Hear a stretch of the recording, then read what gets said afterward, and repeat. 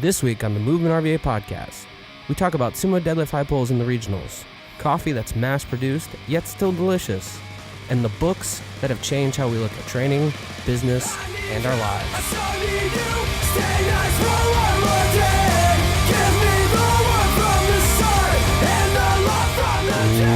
Welcome back. Welcome back. Hey everybody, this is the MovementRVA Podcast. I am Matt Cricchio. I'm Jake Rowell. And we're here today to talk to you about books. Everyone just turned it off right then. Done. It's not as boring as it sounds. First things first, business before pleasure as always. Go to iTunes, subscribe to the actual podcast. Just search MovementRVA. If you like this, give it a 5-star review. If you don't like it, give it a 1-star review. If you're kind of about it, give it like a 3-star review. That's generally the review process. It's the review process. If you really have something to say, write up a review, because we see all of them. Actually, everyone can see all of them. I feel like that's even better. Do we have any reviews? We have 4 reviews. Are they all Terry and Charlie? Most of them are, or Brandon Roberson. You know what? We love that our friends give us reviews, tell us what they think. We're up to 10 listeners, and they're all our friends. That's the running gag. I love that gag. If my dad said he's one of the listeners now, so that's good. This podcast might change your dad's life. If you're watching on YouTube, hit the subscribe button. You'll get not only this every Friday, but every Thursday, some sort of video about movement or gym-like things. We have not failed in 30 weeks to put out a video. If nothing, we're consistent. We are consistent people. So, that's it. Business. Whoa, I got my own podcast playing on my phone right now. You're a narcissist. Yeah, that's it. Today we're filming live from my backyard, and there's a construction site happening. We really thought this one out. There's a very large house getting built right in front of us. Right in front of us. 20 feet away. No further. Probably 30 construction workers just hammering away like the Keebler elves on the wood. We do not have the technical skill to remove the circular saw that's going right now, the hammering, or the truck backing up right now. That's all on the audio. Yeah. Guys, look. This is real life. We're just bringing it to you rough, rugged, and raw every week. Best looking guys in podcasting right now. It's true. We got the best hair, I had the best hair in podcast. Faces made for radio. We I don't know if I should reveal this in the podcast, but there's the potential we might go to a friend of the show's barbershop, and I think that the intro is going to be, I have no hair and Jake doesn't cut his, but today we're at a barbershop right now. Exactly where we should be. Right. Maybe I could get my beard trimmed up. Maybe I could get a straight razor shave and the scalp. I want it glowing. Get the old Uncle Fester going. Yeah. I'm sure they could just massage it a little bit. Put a hot towel on top of your head. Do they massage? I don't know. I don't want them to massage. I feel like they'd probably touch your head a little bit. I don't want that at all. Jake, I see a delicious, gigantic, creamy iced coffee before you. Yes, this is not local, Bring this to the organic, camera. or anything else. It's just iced coffee. Guys, exciting, iced coffee. It came pre-made from a very large bottle, so it's an inauthentic iced coffee. What is it? Because maybe I'm drinking the same exact thing. I don't know. Kat gets it from like Whole Foods or something like that. It's from Trader Joe's. It's got yeah. Guarantee you. Because I have the same thing in my mug. Alan Long told me, even though Alan Long is a lover of delicious coffees, he said, wow, this hammering. He said it's a reasonable substitute. I actually find it to be delicious. Do you think if we asked them to stop building that house for the next 30 to 45 minutes, they would? I think there's a reasonable chance they would listen to us. If we went over there with a gun, it'd probably be even more possible that they would do this. I feel like they're the kind of guys that listen to podcasts and respect this as a valid medium. When you're on the job site, you just pop in the old earbuds and educate yourself on a podcast. Probably a little of some NPR. Maybe This American Life. Yeah. Getting a slice of... They're probably catching up on cereal from last year. And they're anticipating, like all of us, the next season coming out. Waiting with bated breath. Okay, so What are we drinking this week? We already talked about it. Pretty boring, guys. Boring coffee this time. Just boring coffee. The next thing is our favorite segment. World class. Loved by all. Things we don't like this week. I got a couple. You lead off. I don't even know if my hate's low this week. So my hate never goes low. Hate and discontent, always. I hope people realize that's a joke. I'll start with CrossFit stuff. Here's what I hate. A sumo deadlift high pull in competition. I feel like people have been saying that for a while. That's established. That's good. Well, for those of you that don't know, we are filming this podcast the week of the 4th of May. So this will come out on the... What, right before regionals? Yeah, right before regionals. Actually, the day before regionals starts. Is it in regionals? It is in regionals. I didn't see that.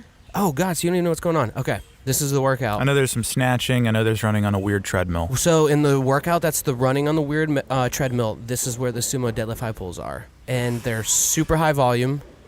I don't know what even a movement standard would be. That, what, shins to chin maybe? No, it's, usually taking like the online judges course or whatnot, I'm pretty sure that it has to go, if it's loaded up with full-size plates, it's got to touch the ground, and I believe they're looking for the bar to come over the collarbone, hit the top. Do you even program sumo deadlift high pulls in workouts?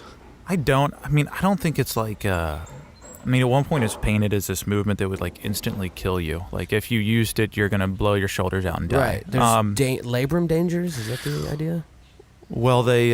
shoulder capsule? You are putting the shoulder that is in a position that some say, I guess it's similar to a particular impingement test. So they're saying, all right, if this is what you're doing to see if your shoulder's jacked up, maybe you shouldn't do it repeatedly. Right. I'm not a physical therapist, so for this 100 is just, reps. This is what the internet tells me. But no one, I've never had anyone do some sumo deadlift high pulls and be like, I blew my shoulder out. If anything, it's just, it's just not a great movement. There's just better options. And Fight Gone Bad, we like to use, I think, hang power cleans. So you switch out those with hang power cleans? Yeah, I believe it's hang power cleans. I think Rob Wolf started that. He called it Fight Gone Better, so it's not something we did originally. I just think there's probably better movements you can do. And a lot of people going all the way down to the ground in that sumo position, which you're not used to, a lot of people rack their backs out. They have a hard time just keeping their backs in a good spot. So, yeah, we just don't do it ever.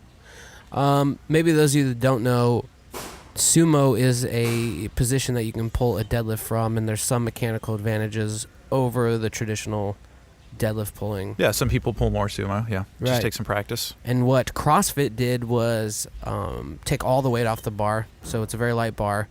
You pull in that sumo position, and then you don't even really launch the bar. You just pull the bar like a very weird row to your chin. And it's sort of a silly movement, especially in... what I feel like CrossFit's doing is they have beef with the trends that they can't control in competitive exercise. And one of the trends definitely, you took it out, is that people just don't do that movement.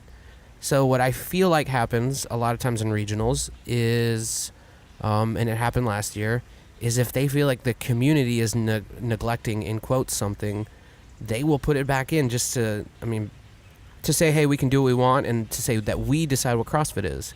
So regionals was very heavy, but last year there was lots of gymnastic elements because people were getting really strong and people love lifting heavy. And I feel like this year there's all sorts of silliness going on with bringing that back. They might as well do a med ball clean medley at some point. I don't think that's the worst thing in the world for them to do. I do completely agree that seeing a lot of people get more into lifting, that they have been swinging towards higher school gymnastics movements. They brought back the handstand walk this year, I believe. Yeah. It's like 250 feet or something along those lines. 3-minute cap. So I'm sure you could drop, but you have to finish it as fast as possible. Yeah, I haven't read the rules. I just saw the little graphic pop up, and that's as far as I got. I should be more into this. Jake is a really faithful CrossFitter. If we had the team going, I'd be looking at it a lot. You have a bug on you right now, just right on your collar. All right, guys, we're outside. No, it's dead now. I'm just Now its wings are everywhere. Jake, just pick it off of me. Oh, it's destroyed on the front of your shirt. What is going on right now? I'm smeared currently with bug entrails. Jake, do you have anything else? I don't hate anything this week. I'm sorry. I'm sure I do, but I forgot about it. All right. So, I guess we'll take a break. We're going to talk about a topic that might seem like it's outside of the gym, but we don't think it is.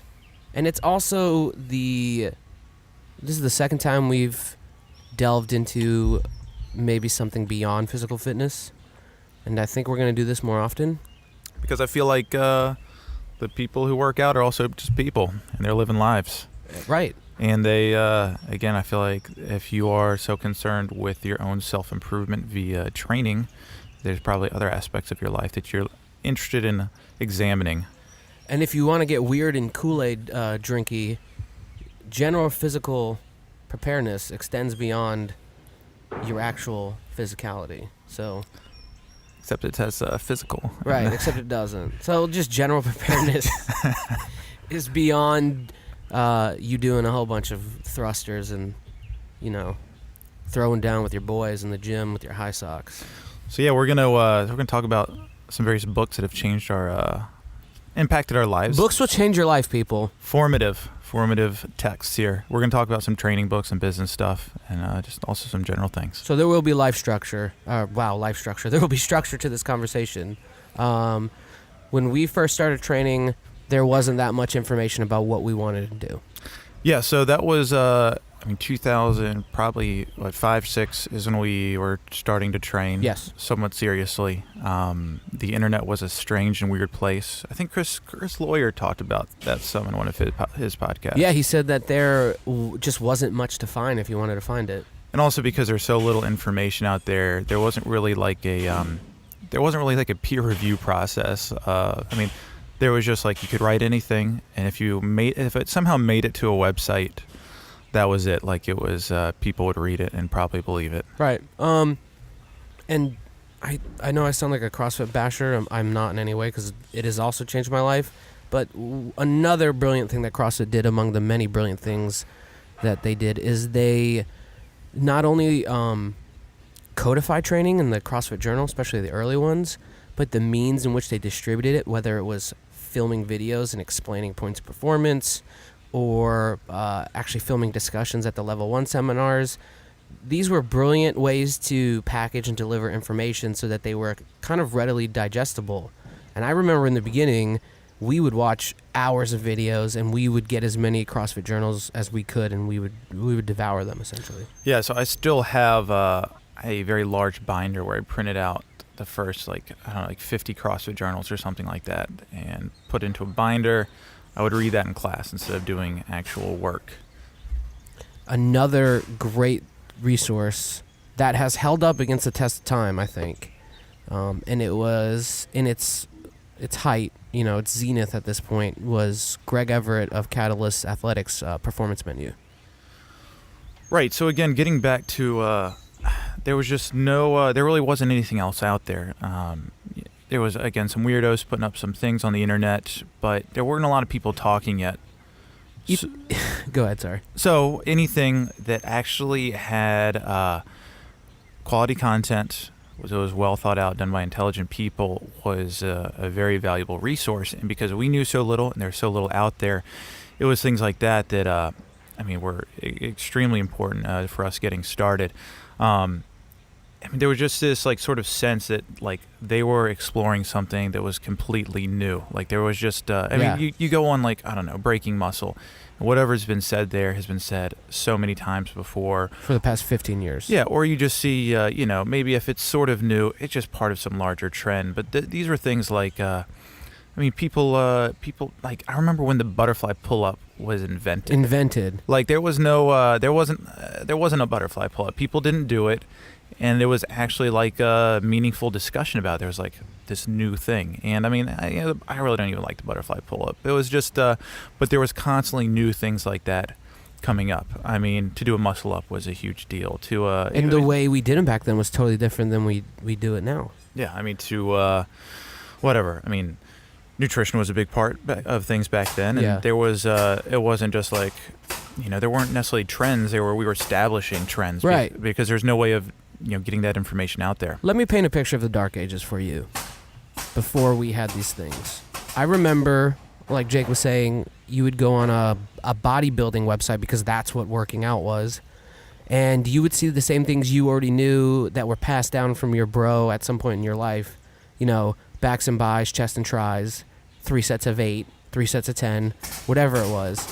And then the other half of that, especially, God, this construction, the other half of that, especially on the internet, was like bizarre, obscure exercises. In fact, I remember watching a video in the beginning, before we found CrossFit, of a guy in his backyard who had threaded a towel through a kettlebell and was helicoptering it around his head. And that was a workout that he was suggesting people do. And I'm not saying that does not have utility, but when there's no one teaching me how to do a basic, safe air squat, that's a huge problem. I could helicopter a kettlebell, or I can do some bicep curls. I mean, it's hard to imagine how any sort of quality training information actually got out there at some point. Again, Chris was talking about using bands in training, and then he realized that the Westside guys were doing it.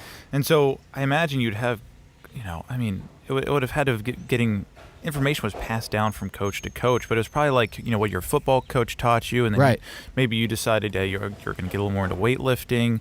You're going to teach somebody else, and you would have probably, other than maybe seeing people at national meets or something, like, where would you even exchange ideas? Yeah, it was very insular and niche, even more niche than CrossFit is right now. It was cultish, and you just couldn't find it. I remember that air squats used to be called Hindu squats. Do you remember that? Wasn't there? I feel like I remember that. Ross wasn't there something? Emanate. Wasn't there something else weird about them that you did with the squat? I feel like there was a lot of forward torso lean, but there was some bullshit explanation why you should do that. But wasn't there there's a Hindu push-up? Hindu push-ups, which I do not remember what those are. We did all these things. Yeah, it was too long ago. We've forgotten everything. So I mean, what the CrossFit Journal did and what Performance Menu did. Because Performance Menu was more for the aficionado, I believe, than the CrossFit Journal's general information. Those two things, which you can still find, if you just Google them, I would say they essentially started everything. There's a podcast because those journals existed. Yeah, and I think they're probably even better than they were in some ways, but there's just so much more information out there now that it's hard to have the same impact these days, even though the quality of the instructors and the information has gotten better. But it's still awesome resources. For the Performance Menu, at least, I think you can get on and buy there's some way to sign up and get all the past issues, or buy packages of issues or something like that. I would suggest people go on and buy some of the old ones. Maybe because we CallusAthletics.com. CallusAthletics.com. No, CAthletics.com, sorry. Okay, CAthletics.com. You want to buy them because maybe we wrote some articles for them. Yeah, it was the state of fitness information was so poor at the time that we wrote articles. A couple idiots working out on a sidewalk, they would actually publish. I don't know why. I want everyone to go check out the article we wrote about mass gain. Not necessarily to read that dumb article, but to look at a picture of one of the guys we used to work out with climbing a rope. Now, it looks like a legit rope climb. It looks like a 30-foot rope climb into a tree. But it was really achieved by optical illusion because I laid on the ground under him and took the picture, and he was probably the top of his hands were probably 6 to 7 feet in the air. Not a real rope climb, then. No, we might have lied about that. I gained a few pounds on the mass gain program that we did. So very early on in CrossFit, this has been talked about before, Jake was disturbed by his lack of strength. And all the strength training that came later in 2009, 10-ish, strength bias, people getting on 531, and it still continues to this day. Jake was way ahead of that curve because he read a book by Mark Ripito, the infamous Mark Ripito, called Starting Strength. So he's trying to gain a lot of weight and get strong. Yeah, so Starting Strength, again, another book that was big for... We actually got it here. For me. Yeah, it's in my stack right here. And it's interesting, again, I don't even know if it was a good book, not like a great book. I think someone else could come around or maybe write even a better book, but at the time, there just existed... There's nothing that existed that was from the ground up explaining how do you lift, here's some strength training principles. I guess there's some older things like, I guess what's it, Bill Starr's The Strongest Shall Survive or something like that. I wish I had the internet in front of me.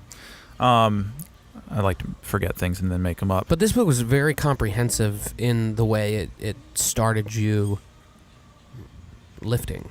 Yeah. Which hadn't been done before. Because, okay, first of all, lifting wasn't... At that point in the CrossFit world, lifting was not like a process. Of course, other people had already assumed this sort of mentality where, there was this incremental process and this long-term approach. But for me, at least, I read it and I was like, oh, this makes a lot of sense. You do a 3x5 one day, and then later in the week you add 5 pounds, and then when you can't add weight anymore, you do this, or you rotate exercises, or you back off a little bit. It was suddenly there was a map to follow. Before that didn't exist, and that got me looking at training in a different light. From just the extremely random nature or highly varied nature of CrossFit, and to say like maybe we can integrate some structure in there, and maybe there's a way to look at it a little more long-term basis, which I feel like is incredibly popular and sort of prevalent right now with high-end CrossFit training. Because the major problem we had, and everyone had this, that didn't come from a really good weightlifting or powerlifting background, is a 95-pound thruster was fucking hard. Yeah, I remember we could front squat like 155. Yeah, so I remember doing Elizabeth, which has 135-pound cleans, passing through a full squat. And I remember it being way too hard. It was insanely hard. Yeah. Because I weighed 135 pounds. Right. So we had to, Jake, fucking with vision, had to find a way to make that process easier. So Starting Strength was another book that changed our training values and just the way we looked at this. So that's definitely a book. Would you recommend that book now, though, given that there's so much information? I do, because you can't get everything in one place still. There maybe would be some adjustments, or I would say, hey, when I did their just basic Starting Strength, like 3x5 program, I ran into these issues, so this is how I sort of adjust for myself, or maybe there's just some cues or some ways of approaching the lifts that I would do slightly different at this point. But for the most part, I think it's still solid information. We have new instructors, read it, definitely. Beyond that, there's practical programming, and that was, again, another way of continuing that trend. Is that by Ripito? Yeah, another Ripito book of learning how to program. And I read it several times. I can't say I don't ever look at it again, but it was just, again, it got some ideas and just some ways of looking at things set up for me that helped me program since then, because I've been programming strength cycles since we got started. So it was that was, again, very helpful for me.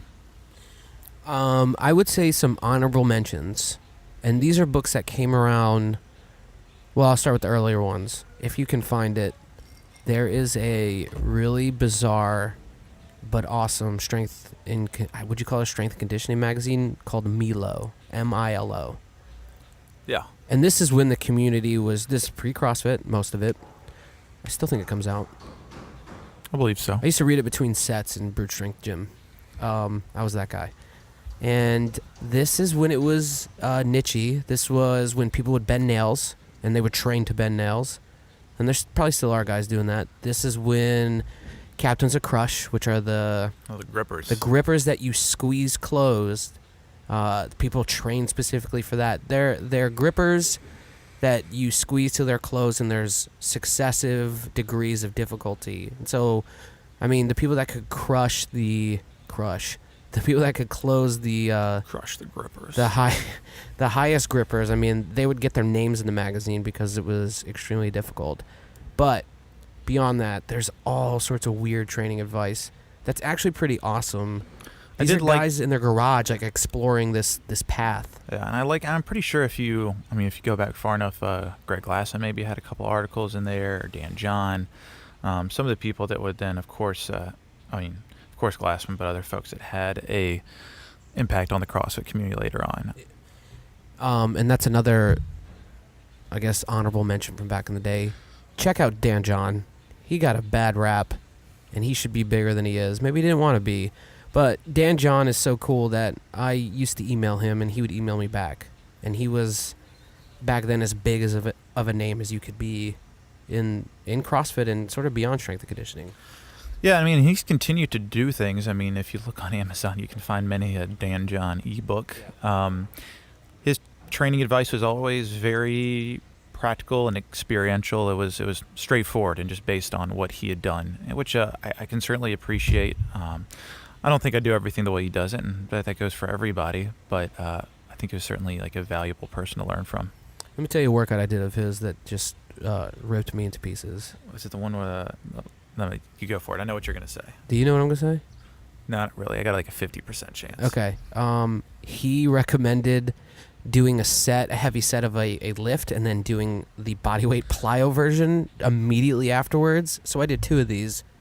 One I did was bench press, very heavy, probably 5x5, and immediately rolled off of the bench into clapping push-ups with a high volume. I thought, what was the one where you do, and then someone's going to look it up and just message me about it. This is what happens now. I appreciate it. Hey, we got there was like a sled plus a compound movement. Litvinov sprints. We have to look that up because someone's going to spell it out for us. So yeah, well, you know what? If we're wrong, message Jake and let him know.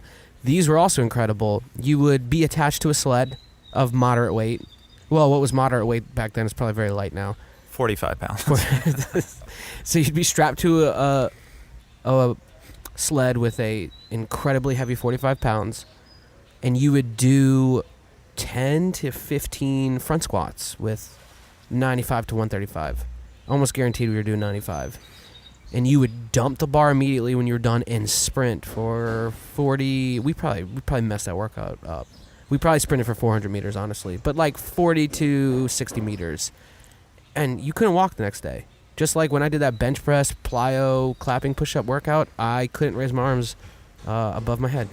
You know, I kind of miss that, with programming and with what's sort of acceptable, like CrossFit workouts. I mean, there's all this variation, but there's also some trends that's just really easy to get stuck into. Like we wouldn't just accidentally like program that. You know, we wouldn't be like, hey, let's try this. Right. I mean, maybe we do something kind of similar, but it would probably be more like, oh, you're going to do this and you're going to run 400 meters. Yeah. You know, which, I mean, may not hugely different. I mean, I'm sure there's some differences in training effect, but, there was there was some creativity back in the day because you had so many people training separately that they, without sharing all this info that, they would just come up with some really weird stuff. Yeah, I feel like if we have, if they still exist, garage gymmers and backyard gymmers, there's a lot of cool stuff you could try to do that you won't see programmed in a gym because of it. Look at the dog. We have a dog on screen right now. She's just looking at us in the camera. She's right in the center of the shot.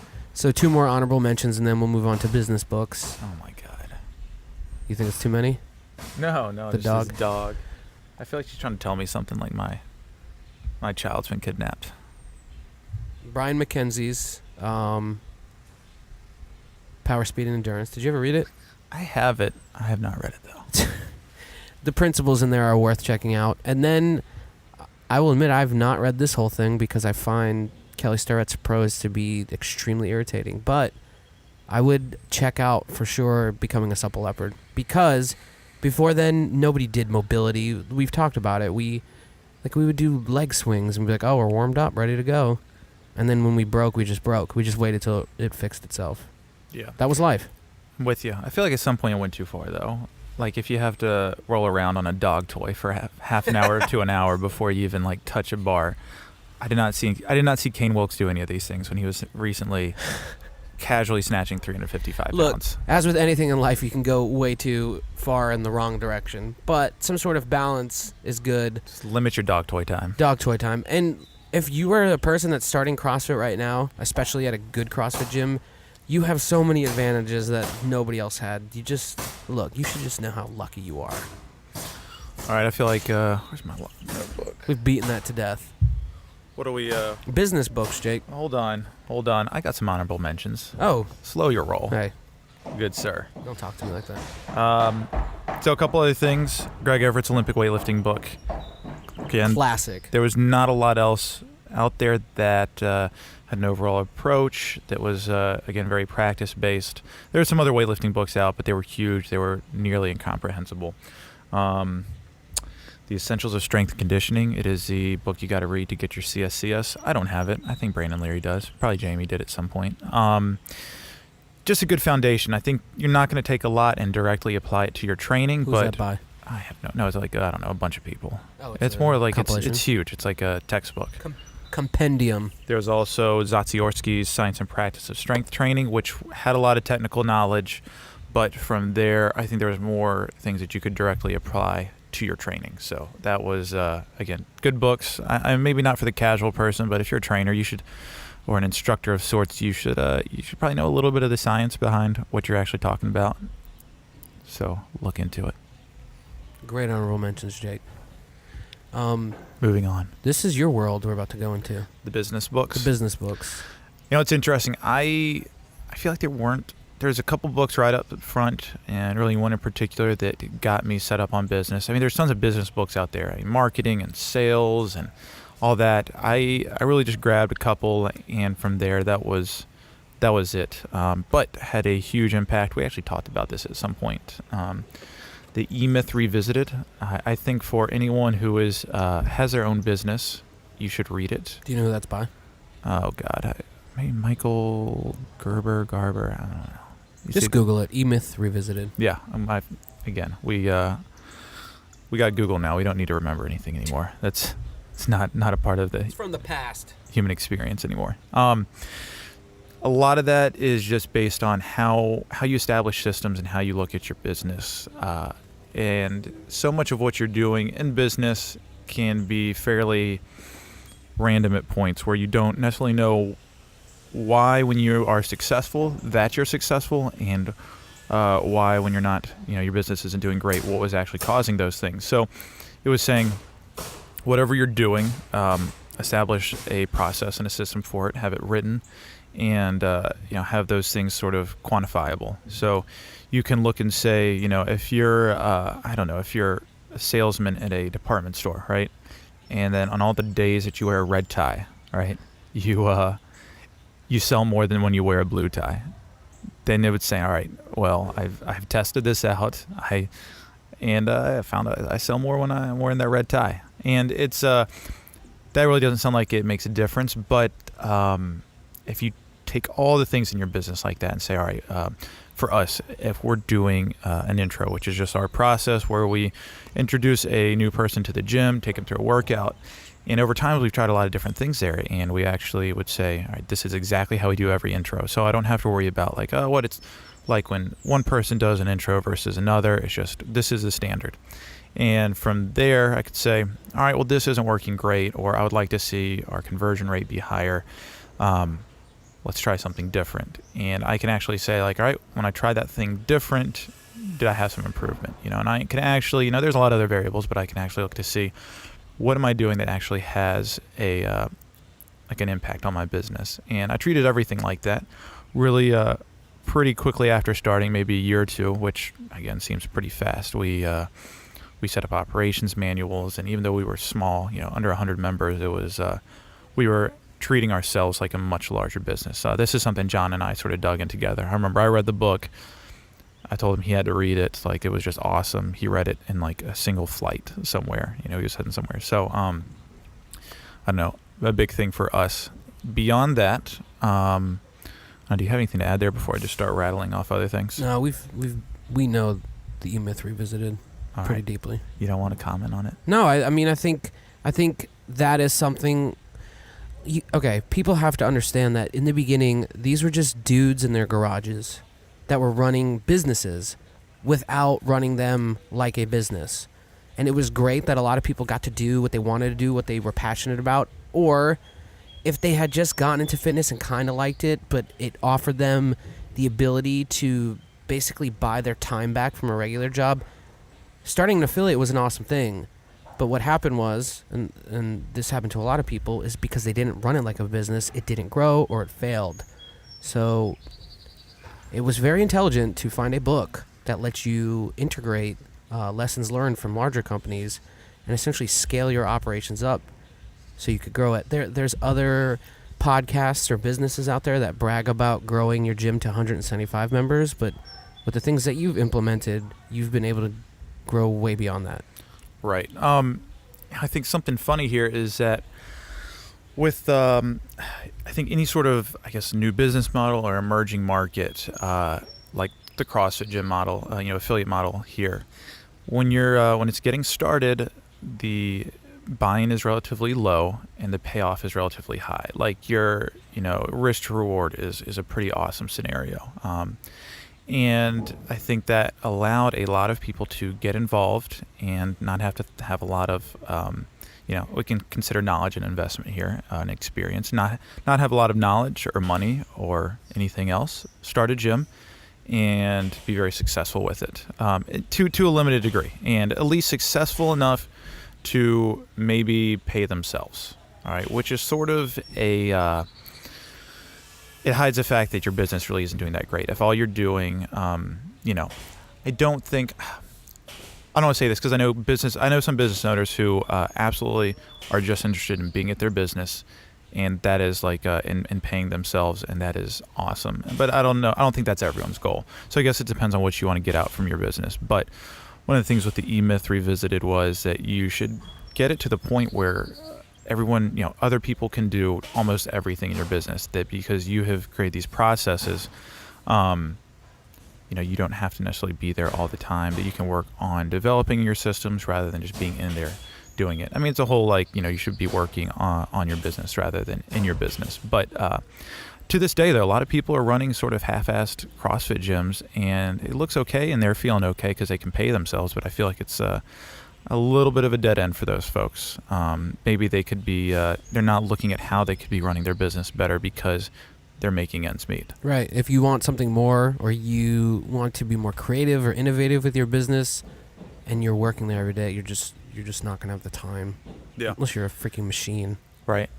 But again, on the other hand, I gotta say, it's kind of like the Jiro dreams of sushi, and we talked about that. It's like, if you just want to be there, like if that is your thing, like if being in the gym and working with people and just being a part of your business is like what makes you happy, and that is your craft, and that's what you want to do for the rest of your life, go for it. Okay, I'll be devil's advocate on that real quick. Being aware of what you're looking for. Yeah, being real with yourself. Know who you are and what you want, which is actually what reading's about, because reading lets you explore through other people who you are and what you want.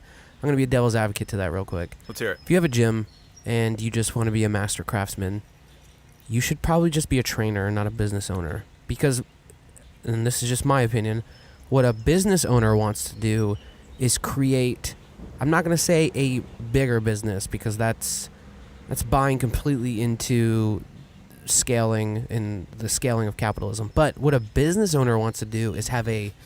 Are you a communist? No, I'm not a communist. What a business owner wants to do is have a better business, and developing processes, pulling yourself out from the day-to-day operations so that you can constantly look for ways to expand or improve or innovate is what a true business owner wants. So again, it's about being honest with yourselves. Being a craftsman is I appreciate it more than anything. But if you want to just work with people all day, you should be a trainer. And you should figure out a way to be a trainer that gets paid a living wage, but you should be a trainer. Yeah, it's hard to say what people should do in this situation. I'm not being prescriptive. I'm just exploring an idea. I think the tough thing is, though, there might not exist that environment that just allows you to work with people and the way you want to work with them, unless you have created that environment yourself. Okay, what do you mean by that? I'm saying, let's say you want to be a trainer, but the only options you go to American Family or Gold's, and you're like, that's all you got. Well, now with the CrossFit explosion, and then the trickle down effect to like training centers like Chris has, don't you think there's plenty of opportunities for people that want to go somewhere and be a craftsman? Right, but I believe saying Chris's situation is he created the weight room because nothing existed like that before. And so I think he created that to work with people, right, and to provide that atmosphere for people. If that's saying anything. That's not. It is. But I'm saying, I 100% get where you're coming from. Yeah. No, I don't think there's any, I don't know if there's a right or wrong here, but again, I guess just being aware of what you're looking for and what you want out of life. Right. I'm just pushing people on the path of self-knowledge. That's all. Okay. No big deal. More books. Malcolm Gladwell's Outliers.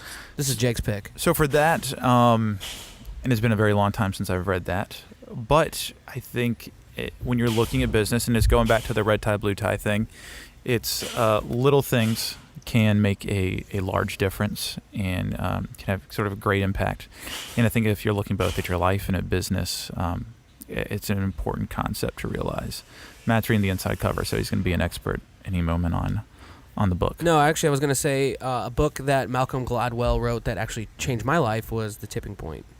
And he's the kind of guy that you should read almost everything he writes because it's so weird but also so insightful that if you don't get too stuck on the whole productivity fetish, there's a lot to take away from how he explores subjects and integrates them into things that everyone can do to, gain advantages or whatever it is. I think 50% of his books are made up. Yes, of course. But I'm buying. I'm buying what he's saying. There's also some valuable lessons.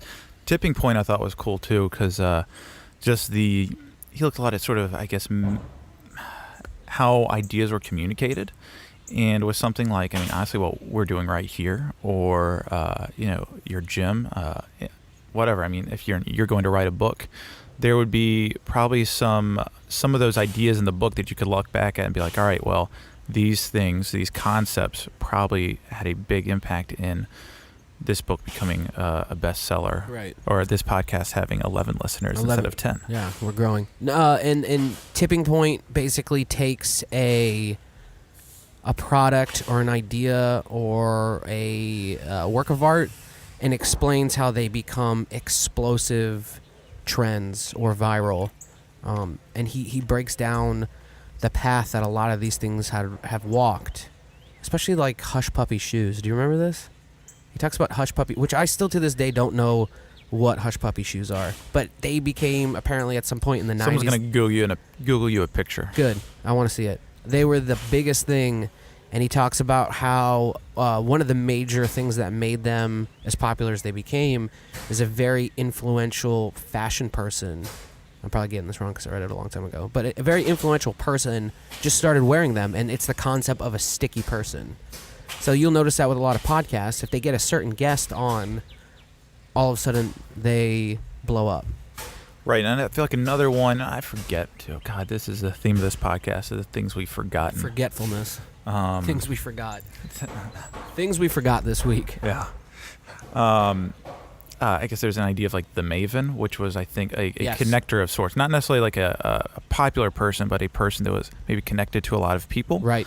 A good communicator of sorts. Yes. And so, again, that we have to think about those things when we're, as part of business. And I don't know. I found that critical with certain jobs I've had or certain programs I've been into is that the Maven exists, and the Maven is that person that everyone knows. And I feel like the Maven is someone that nobody loves but nobody hates, but everyone listens to. So just search out Mavens in your life after you read The Tipping Point and Outliers by Malcolm Gladwell. All right. My nomination. What do we got? Good to Great by Jim Collins.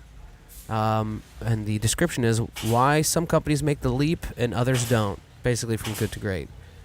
This book, and I won't get into too much detail because I think you should all read it because it applies to much more than companies, is how you take an idea, like a startup, and turn it into an institution. And if you're not clear about what an institution is, something like General Electric or Ford Motors or, I don't know, the United States Army, those are all institutions that are enduring and lasting, that they stand for something and they have values. So it goes beyond a lot more than making, millions and millions of dollars. It's how do you build a company, an idea, maybe even like a work of art or some sort of like volunteer venture into something that's enduring, self-sustaining, and will last beyond you. And then it compares it to the choices other people or companies have made and why those resulted in whatever their project was not becoming something that endured. Sounds like something I need to read. Right. So if you have a gym, a long-running gym, sort of like Jake has, and, I mean, have you ever considered... Here's a good question. Have you ever considered if the gym would go in perpetuity? Have I ever considered that? Right, like, maybe one day you don't want to do it anymore, or maybe you work until you die. You're going to die on the floor. I imagine that happening. It's just an interesting thought to think, would this thing that I've poured literally my life into, which, I mean, look, the only thing that actually has true value is time. Would it last beyond me? Yeah, I mean, it's certainly even a concern to say, is this going to last another 10 years? So it's like... Right, that's probably what you should be thinking about first. Right, that's a number one concern. It's looking pretty good right now. We got a strong run going so far. Jake, I want CrossFit RVA to last 100 years. We're working on it. Well, you'll get better when you read Good to Great by Jim Collins. Check it out. Put it on my accelerated reader list. Do you have any other honorable mentions for business? We're good on business. We're done. Okay, now we're going to get into the weird part of the podcast. So, the last category is the life category. I'd like to point out real quick Point it out. that when me and Matt were talking about doing this podcast, we're like, you know what? We've had some long ones. Every single time we get on, we talk for 30% longer than the time before, which can only lead to us only doing podcasts. And here we are. This thing's going to be another hour long or more. Podcast about books. A bookcast. Eventually we'll get it up to Joe Rogan time.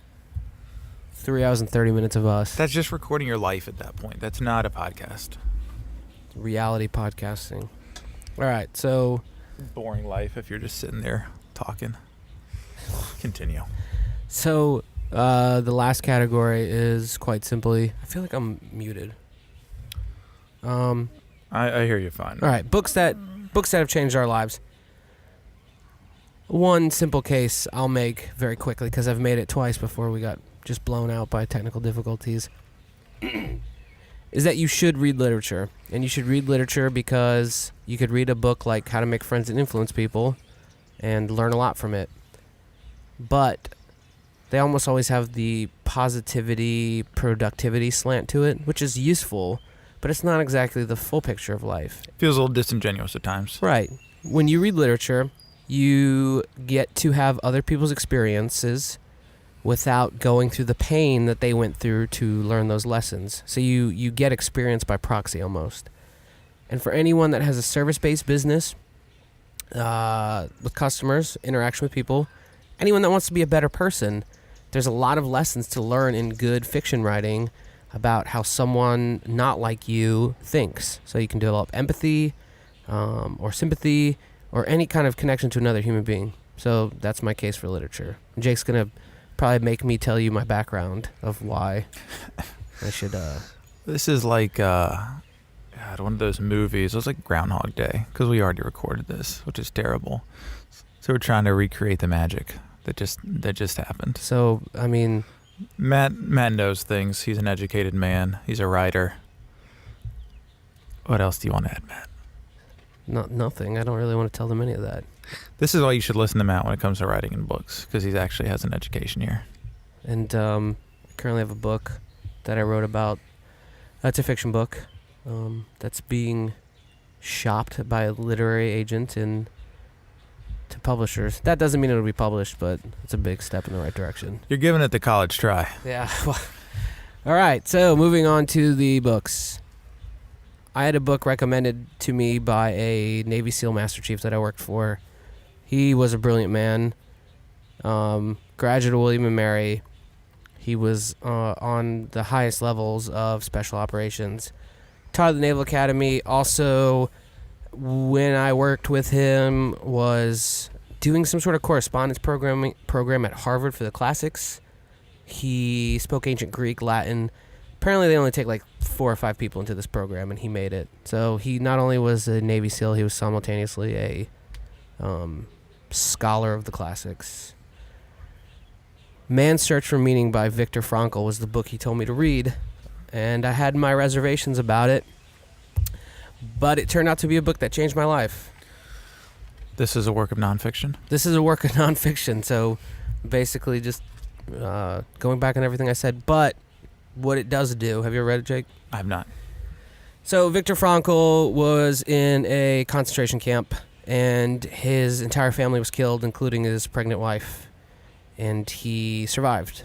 He noticed that people in the camps, the ones that did well and the ones that tended to survive, they found meaning in the madness and the destruction and horror. And he realized that a person can't avoid suffering, but they can change how they react to it. They can choose how they cope with it.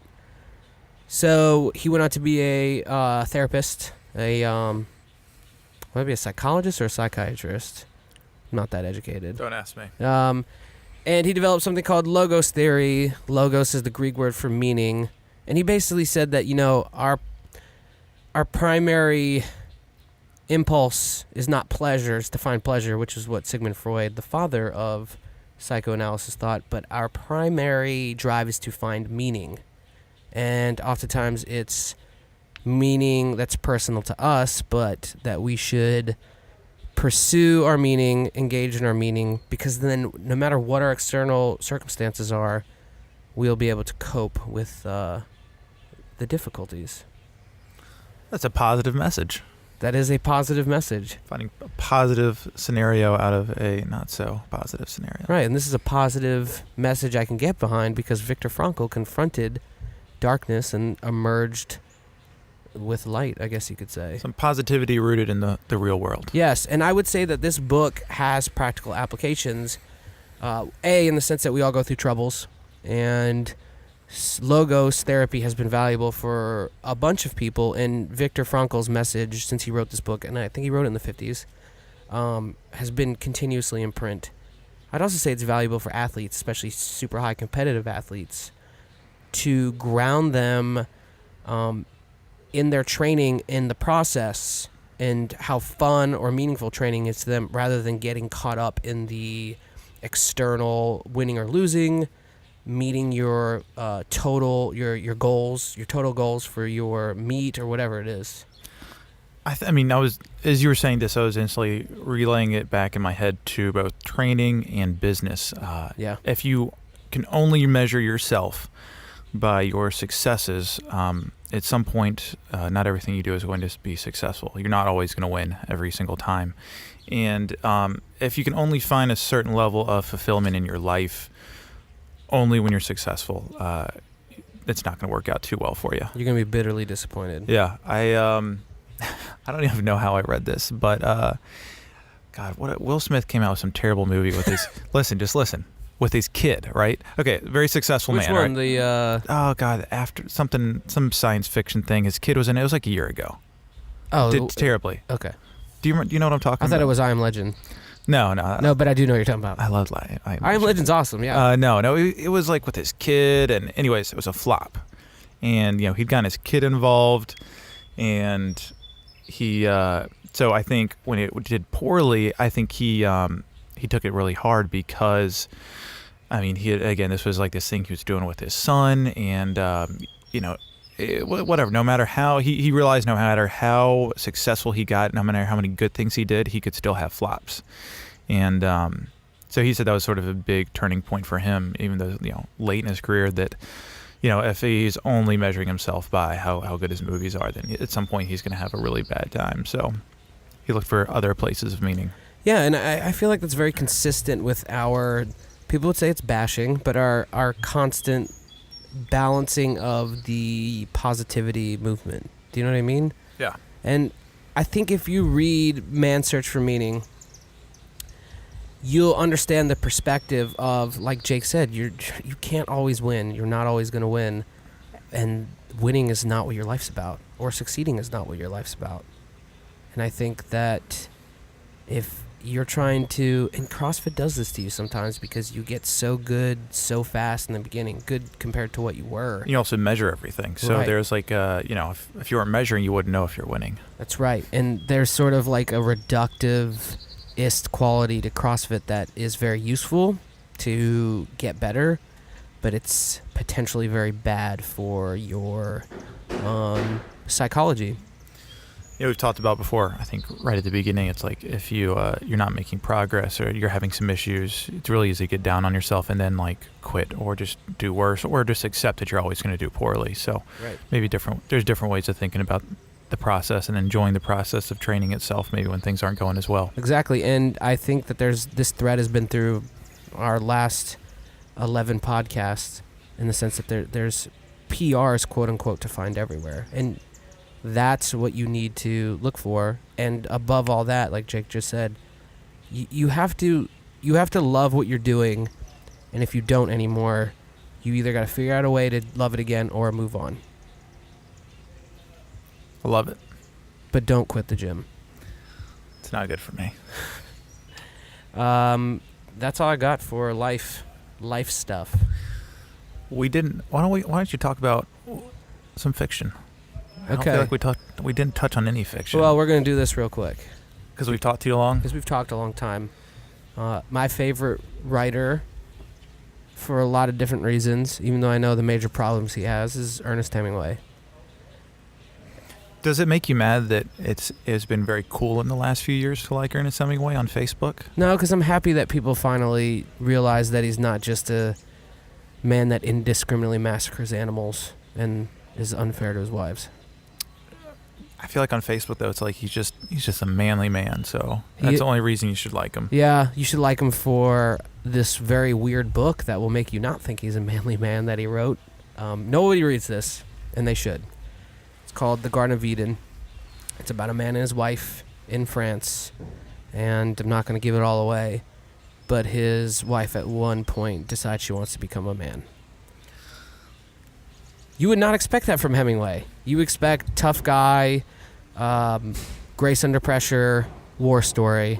But this is completely about how a woman wants to change her gender, and her husband is cool with it. Aren't there some like gender manliness issues in what the Sun Also Rises? Yes, he didn't have a penis. Yeah, because wasn't it a bullfighting accident, or did I make that up? No, he lost it in war. Oh, okay, but there was some bullfighting happening. There was bullfighting later. It would have been funnier if I had written the book, Bullfighting Accident. Hemingway explores themes that are not only in our current, I guess, national political discussion, but concerns of our time. He's a very surprising writer, and he did more to change how people wrote than anybody since, honestly, Shakespeare. The reason why you're taught to write in simple, clear, declarative sentences is because Ernest Hemingway existed. That's my fiction recommendation. I think great place to get started with him is his short stories. Yes, his short stories made me, at one point, want to be a writer. I already had the seed, but it really made me understand the possibilities that could happen. Not to mention that he won the equivalent of the Distinguished Service Cross for the Italian Army, which is a pretty big award. Not too shabby. Not too shabby. All right. That's what we got. You should read books. They will enrich your life forever. I feel like this is a PBS special right now. All right, I'm wrapping this thing up. Do you have any plugs? Oh, yeah, no. There's no more plugs. We don't plug anything anymore. We don't want to sell you anything. See you later. No. All right, guys. Until next week, it's just exercise.